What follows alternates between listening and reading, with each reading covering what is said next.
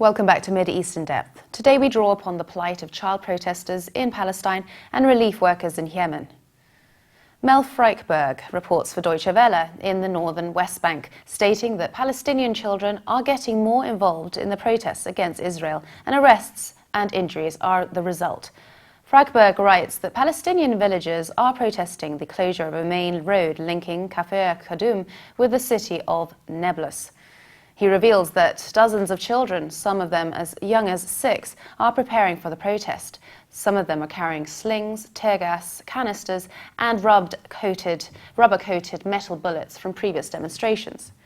Quoting from one of the 10-year-old protesters, "I take part in the protests every Friday. I act as a scout, warning the young guys where the soldiers are. I take part because I want to live a normal life. I want the road opened and the Israeli settlers off our land." He cites Murad Shitawi, the boy's father. "Unlike children in the rest of the world, the children here can't live normal lives, so their participation in the peaceful protest is a message to the world.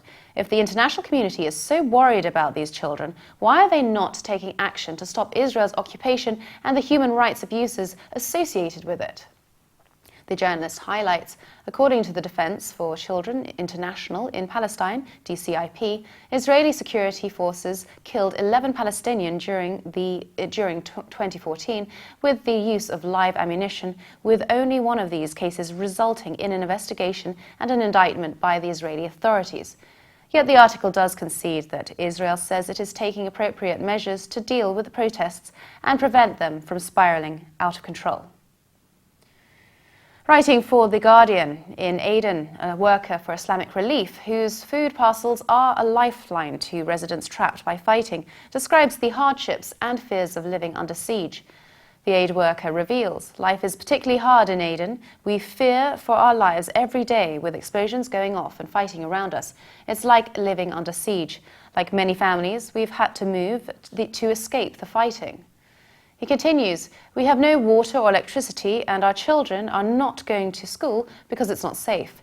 The schools are being used to shelter the displaced or as makeshift hospitals." He adds, "Food is expensive or non-existent. There is no wheat, and fuel is 3 times more expensive than it was before the war began. Clearly, some people are profiteering from the sky-high prices.